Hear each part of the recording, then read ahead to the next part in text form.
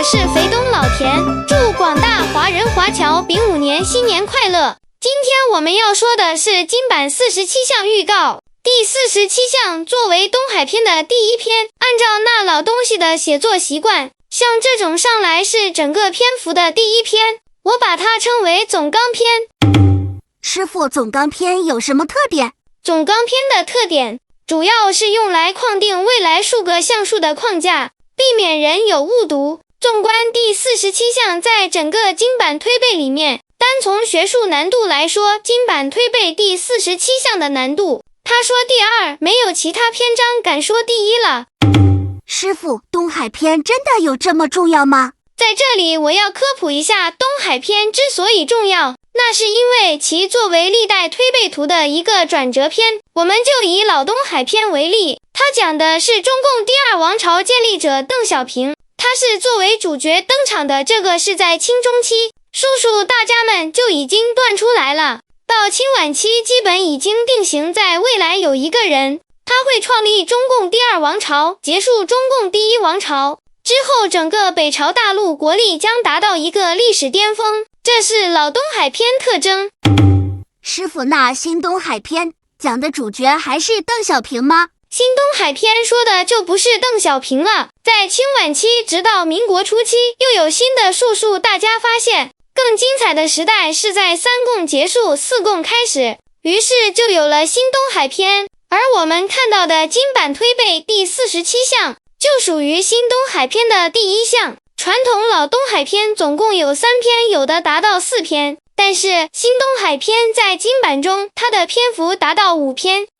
师傅，这新篇章的跨度有多大？从第47项一直到第51项，总时长62年，共计5个政权，涵盖项数5项。这就是我在过完年后要讲解的新东海5篇。师傅，那这个东海篇讲的是什么内容呢？首先大家得先了解这个框架，它的框架是什么呢？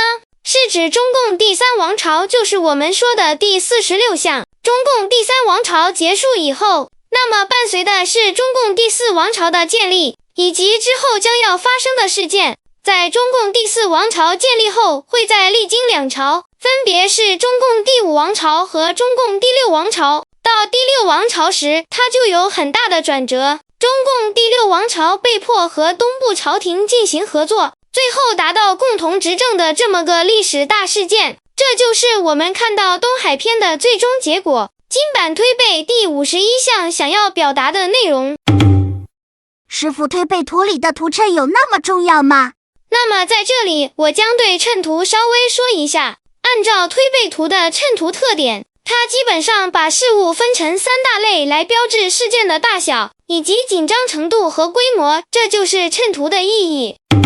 师傅，请问具体是哪3大类？那我们就要先从推背图、谶图的基本概念和特点。第一大类，谶图中有人物出现，就说明我们即将迎来一个比较平稳的盛世，不会出现大型的战争，即使有战争，它的烈度也不会太大。第二大类，如果说没有人物，而是物品登场，比如说树，比如说我们看到47项书柜，这种情况下呢，绝大多数意味着有战争以及内乱，战争烈度是比较大的。那么最严重的是第3大类，也就是在谶图中有动物登场。那动物登场的话，它分为2种。第一种是的家畜类登场，如果出现此类，就说明虽然战争规模很大，但是等战争结束后，我们会走向一个比较平稳的盛世。而第二种是最危急的情况，谶图上登场的动物是猛兽，那我觉得不用再讲什么了。